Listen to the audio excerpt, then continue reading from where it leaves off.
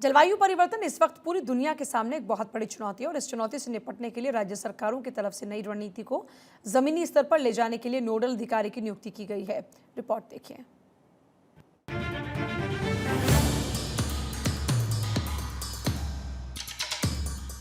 जलवायु परिवर्तन सिर्फ एक देश नहीं बल्कि पूरे विश्व के लिए एक बड़ी समस्या है और ये समस्या समय के साथ साथ कम नहीं बल्कि लगातार बढ़ती ही जा रही है।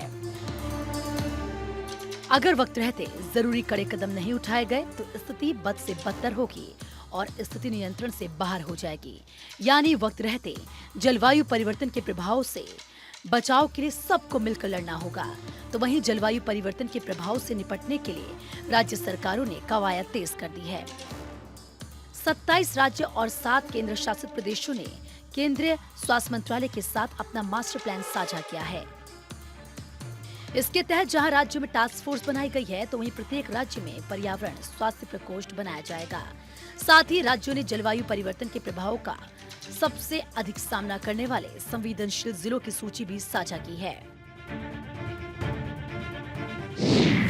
4 बार केंद्र के साथ हुई बैठक पर प्लान बना।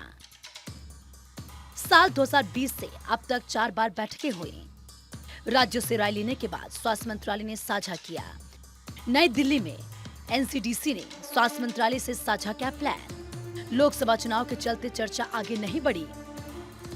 नई सरकार के गठन के बाद प्रक्रिया आगे बढ़ेगी। स्वास्थ्य मंत्रालय की तरफ से जानकारी दी गई। राज्यों ने अपने मसौदे में कहा है कि भूगोल, जलवायु परिस्थितियों, संसाधनों और स्वास्थ्य देखभाल के मामले में भारत एक विविधतापूर्ण देश है। इस विविधता के कारण प्रत्येक राज्य में जलवायु परिवर्तन का प्रभाव, बीमारी और मृत्यु दर अलग हो सकती है। इसीलिए राज्य और क्षेत्र विशिष्ट कार्य योजना को तैयार किया है। इनके मसौदे में जलवायु के प्रति संवेदनशील बीमारियों को भी शामिल किया है। वायु प्रदूषण, मच्छर जनित रोग, जल जनित बीमारियों के अलावा अत्यधिक गर्मी से लेकर ठंड और बाढ़ जैसे आपदा पर जोर दिया गया है।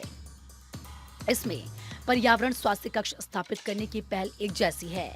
वैसे देखा जाए तो जलवायु परिवर्तन का मुख्य कारण मनुष्य ही है। जलवायु में परिवर्तन कई वर्षों में धीरे धीरे होता है, लेकिन मनुष्य के द्वारा पेड़ पौधों की लगातार कटाई और जंगल को खेती या मकान बनाने के लिए उपयोग करने के कारण इसका प्रभाव जलवायु में भी पड़ने लगा है।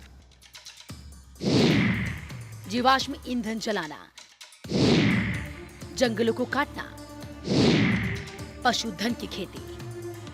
जीवाश्म ईंधन, कोयला, तेल और गैस वैश्विक जलवायु परिवर्तन में अब तक का सबसे बड़ा योगदान करता है, जो वैश्विक ग्रीन हाउस गैस उत्सर्जन का 75% से अधिक और सभी कार्बन डाइऑक्साइड उत्सर्जन का लगभग 90% है। जैसे ग्रीन हाउस गैस उत्सर्जन पृथ्वी को ढक देता है, वे सूर्य की गर्मी को फंसा लेते हैं। इससे ग्लोबल वार्मिंग और जलवायु परिवर्तन होता है। दुनिया अब इतिहास में किसी भी समय की तुलना में तेजी से गर्म हो रही है। अगर बात की जाए देश में इन दिनों सबसे गर्म राज्य की तो राजस्थान पहले नंबर पर आता है। राज्य के कई जिलों में तापमान 45 डिग्री के पार है, जो देश में सबसे ज्यादा है। बैसाख का महीना भी जेठ के मौसम की तरह ही भट्टी जैसा तप रहा है। ज्यादातर इलाकों में अधिकतम तापमान 45 डिग्री को पार करता दिख रहा है। बाड़मेर में तो पारा 46 डिग्री तक पहुंच गया है। वहीं राजधानी जयपुर सहित भरतपुर और कोटा संभाग में भी हीट वेव चलने की संभावना है। जयपुर के एसएमएस मेडिकल कॉलेज के सीनियर डॉक्टर दीपक महेश्वरी और मनीष अग्रवाल ने भी हीट वेव और बढ़ते तापमान की बात की है।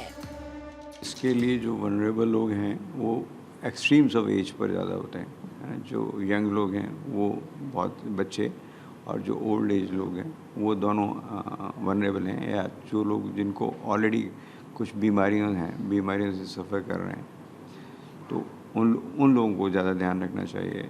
अब इसमें जो भी बातें हैं वो बहुत सीधी हैं कि आपको गर्मियों में यदि धूप से आप तेज़ धूप में ना निकलें। यदि धूप में निकलें तो कवर्ड होके निकलें। क्या होता है कि तेज़ गर्मी के अंदर धूप से सामान्यतः ही हेडेक, चक्कर आना, उल्टी आना, ये सारी चीज़ें तो सामान्यतः किसी को भी हो सकती है।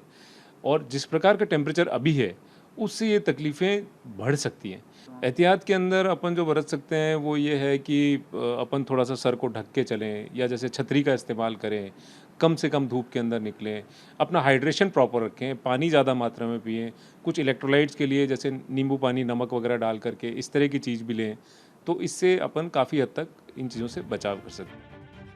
कड़े कदम उठाते हुए राज्य स्तरीय नोडल अधिकारी की नियुक्ति की गई। ये राज्य के सभी जिला प्रशासन के साथ संपर्क में रहते हुए प्राथमिक स्वास्थ्य केंद्रों से लेकर जिला अस्पताल और अपने क्षेत्र के निजी अस्पतालों को एक नेटवर्क से जोड़ेंगे।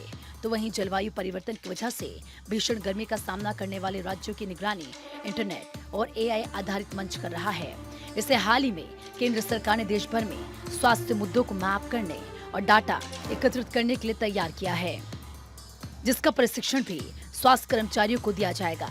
वैसे देखा जाए तो ये हम सब के लिए ही बेहतर है कि इस चुनौती से निपटने के लिए जल्द से जल्द सख्त कदम उठाए जाए। Bureau report, Bharat 24।